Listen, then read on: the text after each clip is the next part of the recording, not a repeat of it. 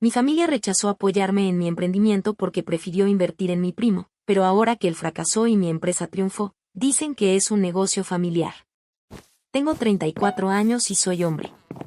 Crecí en una familia acomodada, de esas que desde fuera parecen tenerlo todo resuelto y donde el dinero nunca fue una preocupación visible. Mi padre tenía varios negocios repartidos por la ciudad, bienes raíces, comercio minorista y otros emprendimientos que iban y venían según el mercado. Siempre estaba ocupado, siempre hablando de números, inversiones y oportunidades. Mi madre, por su parte, es dueña de varios edificios, sí, en plural, propiedades que generan ingresos constantes y que desde pequeño me hicieron entender que en mi familia la estabilidad económica no era fruto del azar, sino de decisiones calculadas y de una mentalidad empresarial muy marcada. Mis abuelos no nacieron ricos. De hecho, crecieron en una época en la que nada estaba garantizado y todo debía ganarse con trabajo duro.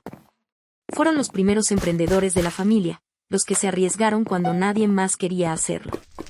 Empezaron con poco, cometieron errores, aprendieron a golpes y, aún así, lograron reunir suficiente éxito como para darle a mis padres ese empujón inicial que terminó cambiando el destino de toda la familia.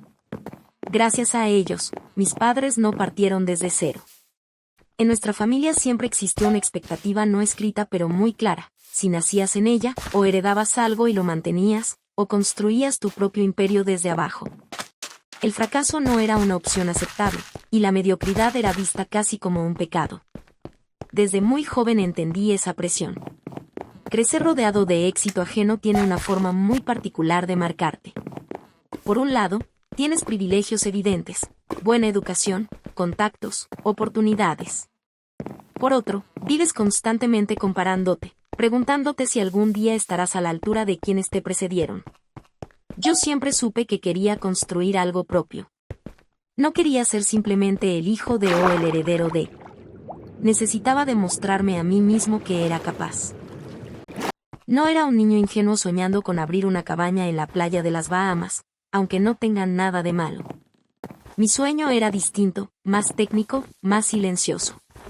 Tenía un plan, uno sólido, al menos desde mi perspectiva, la ciberseguridad. Descubrí ese mundo cuando tenía 14 años y, casi por accidente, pirateé el servidor de mi escuela para cambiar mi historial de detenciones. No fue mi momento más brillante desde el punto de vista ético, pero sí fue el instante exacto en el que entendí que tenía un talento real para las computadoras. Mientras otros chicos se frustraban intentando entender matemáticas básicas, yo podía pasar horas frente a una pantalla intentando descubrir cómo funcionaban los sistemas y cómo podían romperse. Ese momento despertó algo en mí.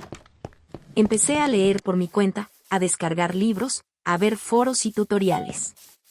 Aprendí conceptos básicos de programación, luego más avanzados. Me fascinaba la idea de que detrás de cada sistema aparentemente seguro existieran fallas invisibles para la mayoría. Mientras otros chicos jugaban videojuegos, yo analizaba código, probaba scripts y me emocionaba cada vez que lograba entender algo nuevo. Cuando llegó el momento de elegir una carrera universitaria, no hubo dudas. Fui a la universidad y me gradué en Ciencias de la Computación. No fue un camino fácil. Pasé noches enteras sin dormir, obsesionado con la encriptación, analizando grandes filtraciones de datos que aparecían en las noticias, estudiando ataques informáticos famosos y escribiendo código solo por el placer de hacerlo mejor. Para mí no era solo estudio, era una pasión. Sentía que estaba exactamente donde debía estar. Después de graduarme, algo hizo clic definitivamente. Me di cuenta de que la ciberseguridad no solo era interesante desde el punto de vista intelectual, sino también increíblemente lucrativa. Todas las empresas la necesitaban. Bancos, hospitales, aseguradoras, comercios electrónicos, gobiernos. Todos almacenaban datos sensibles y todos estaban expuestos. Era como vender paraguas en un mundo donde siempre llovía, y donde la lluvia constante eran las brechas de seguridad, los ataques y las filtraciones. Tenía una visión clara. Veía una empresa especializada, profesional, confiable. Tenía una base potencial de clientes, contactos iniciales y un plan de negocios detallado. No era algo improvisado. Había pasado meses, incluso años, pensando cada paso. desde la estructura de la empresa hasta los servicios que ofreceríamos y cómo nos diferenciaríamos de la competencia. De verdad creía que impresionaría a cualquiera que se sentara a escucharlo con mente abierta. El único problema era el dinero. Para empezar necesitaba capital. No se trataba de lujos, sino de lo básico para arrancar bien: alquilar una oficina decente, contratar un pequeño equipo con talento, invertir en software especializado y en hardware confiable. No estaba pidiendo millones, solo lo suficiente para dar el primer paso con seriedad.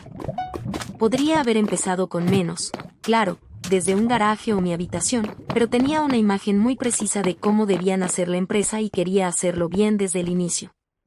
Una mañana me senté con mis padres en la sala de estar y les presenté todo. Preparé una presentación completa, llevé gráficos, estudios de mercado y una pasión que apenas podía contener. Les pedí un préstamo. Dejé claro, varias veces, que no quería un regalo ni dinero gratis. Se trataba de un préstamo que devolvería con intereses una vez que el negocio despegara. Pensé que entenderían, que al menos valorarían el esfuerzo y la planificación. La respuesta fue un golpe directo al estómago. Zach, te queremos, pero no creemos que tengas lo necesario para dirigir un negocio, dijeron. No hubo gritos ni desprecio abierto. Mi padre suspiró al decirlo, como si le doliera rechazarme, y mi madre me miró con esa mezcla de ternura y lástima que solo las madres saben usar.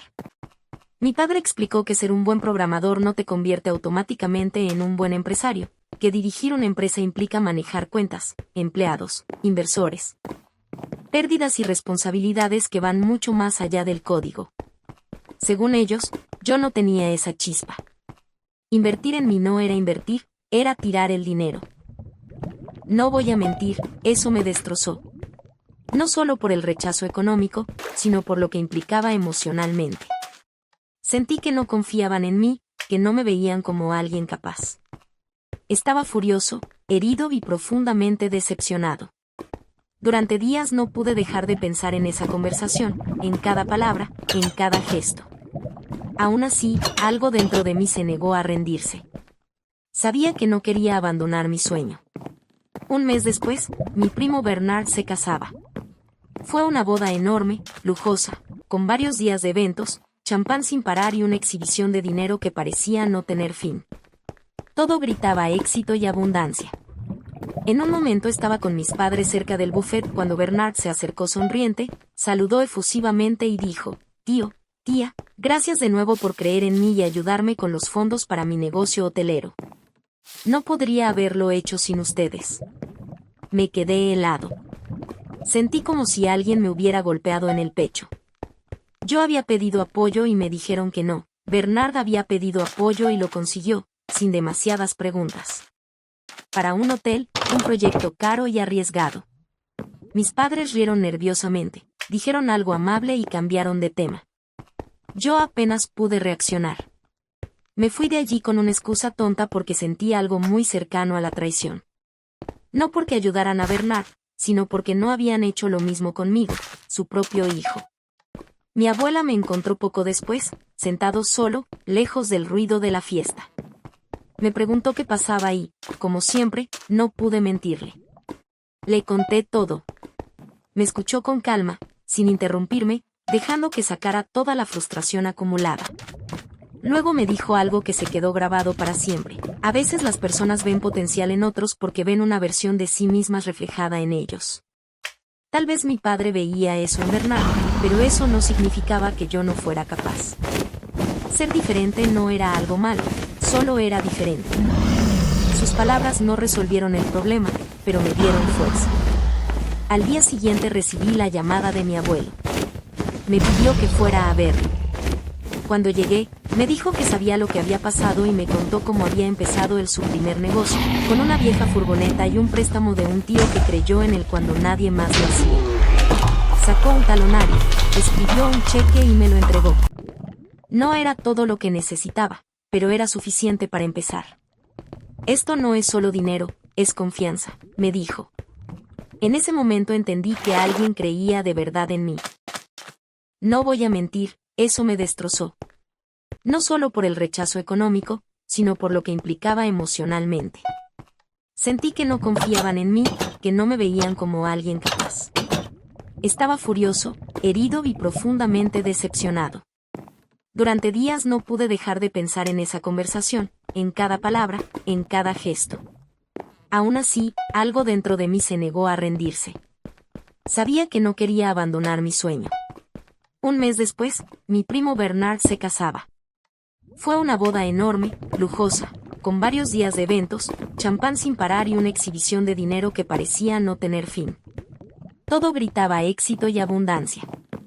En un momento estaba con mis padres cerca del buffet cuando Bernard se acercó sonriente, saludó efusivamente y dijo: «Tío, tía, gracias de nuevo por creer en mí y ayudarme con los fondos para mi negocio hotelero.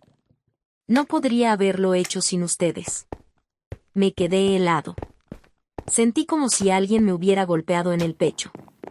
Yo había pedido apoyo y me dijeron que no. Bernard había pedido apoyo y lo consiguió, sin demasiadas preguntas. Para un hotel, un proyecto caro y arriesgado. Mis padres rieron nerviosamente, dijeron algo amable y cambiaron de tema. Yo apenas pude reaccionar. Me fui de allí con una excusa tonta porque sentí algo muy cercano a la traición. No porque ayudaran a Bernard, sino porque no habían hecho lo mismo conmigo, su propio hijo. Mi abuela me encontró poco después, sentado solo, lejos del ruido de la fiesta. Me preguntó qué pasaba y, como siempre, no pude mentirle. Le conté todo. Me escuchó con calma, sin interrumpirme, dejando que sacara toda la frustración acumulada. Luego me dijo algo que se quedó grabado para siempre. A veces las personas ven potencial en otros porque ven una versión de sí mismas reflejada en ellos. Tal vez mi padre veía eso en Bernard, pero eso no significaba que yo no fuera capaz. Ser diferente no era algo malo, solo era diferente. Sus palabras no resolvieron el problema, pero me dieron fuerza. Al día siguiente recibí la llamada de mi abuelo. Me pidió que fuera a verme.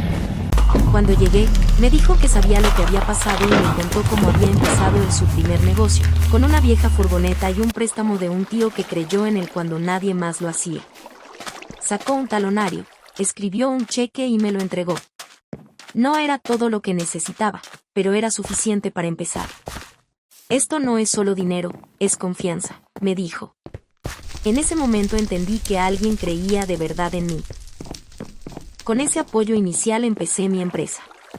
Alquilamos una oficina diminuta en una zona peligrosa de la ciudad. No había lujo ni comodidad, pero era nuestra. Trabajábamos entre 14 y 16 horas al día, sobrevivíamos con fideos instantáneos, café barato y pura determinación. Los primeros años fueron brutales. Hubo momentos en los que pensé que iba a fracasar, que quizá mis padres tenían razón. Nuestro primer gran cliente fue una empresa financiera que había sido hackeada. Llegaron desesperados, con miedo de perderlo todo. Trabajamos día y noche, logramos salvar sus datos y prevenir futuras brechas. Ese proyecto nos dio no solo dinero, sino credibilidad. A partir de ahí, el boca a boca empezó a funcionar. Pasaron los años. Abrimos una segunda oficina, luego una tercera. Contratamos más personal, lanzamos una firma de consultoría y empezamos a trabajar con clientes cada vez más grandes. Finalmente pude devolverle el dinero a mis abuelos con intereses. Incluso les compré una casa cómoda, en el vecindario que siempre habían amado. Verlos felices, caminando por su nuevo hogar, fue uno de los momentos más importantes de mi vida. Mientras tanto, el hotel de Bernard fracasó tras la pandemia.